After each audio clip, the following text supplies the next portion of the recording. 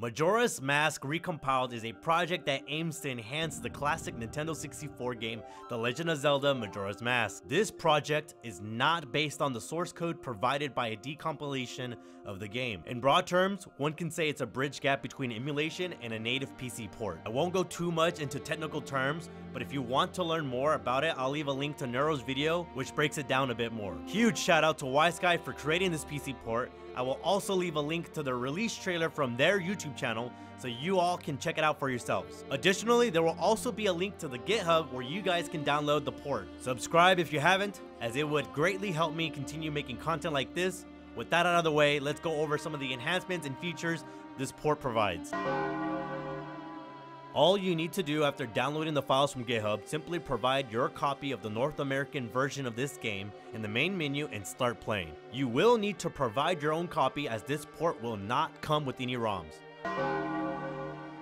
This port has a clean and simple interface that you can navigate through.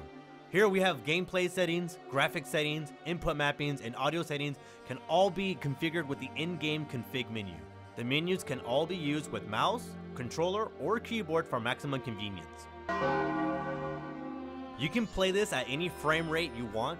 Game objects and terrain, texture scrolling, screen effects, and most HUD elements are all rendered at high frame rates. You can also play at the game's original frame rate if you prefer, for all you purists out there. Any aspect ratio is supported, with most effects modded to work correctly in widescreen. The HUD can also be positioned at 16:9 when using ultra-wide aspect ratios if preferred. Do note that some animation and effect quirks can be seen at the edges of the screen in certain cutscenes when using wider aspect ratios.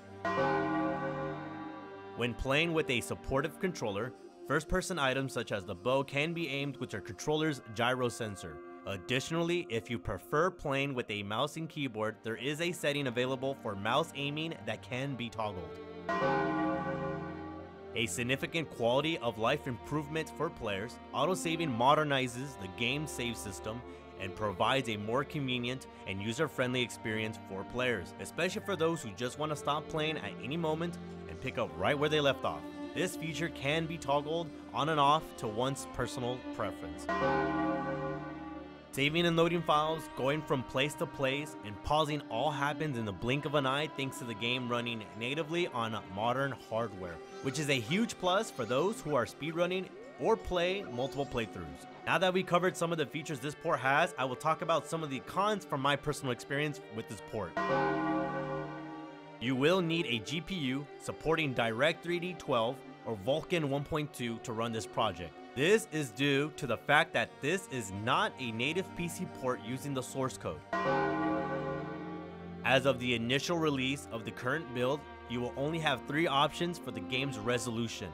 Original, which renders the game at its original 240p resolution. Original 2X, which renders double the original resolution. And Auto, which only scales based on the game's Windows resolution, meaning you cannot choose a desired resolution of your choice. Those are just some of the minor nitpickings I have, and I'm sure others out there have their criticisms with this build. There are some planned features we can look forward to in future updates, such as dual analog control scheme with an analog camera, configurable dead zones with analog stick sensitivity, Ocarina of Time support, mod support, and randomizer, which would be a largely welcome addition, texture packs, model replacement, and ray tracing via RT64. Overall, Majora's Mask Recompiled is a remarkable accomplishment to retro gaming as a whole, and is, in my opinion, the definitive way to play Majora's Mask in the modern era. Tons of features like graphical enhancements, quality of life improvements, such as auto-saving and gyro aim, and lastly, higher frame rate, which is a huge ordeal, makes this port worth checking out. Once again, all thanks to Wiseguy for putting this whole project together and changing the way we can play Nintendo 64 games on PC without having to rely on emulation. Thank you all for watching, and as always, I'll see you in the next one. Bye-bye!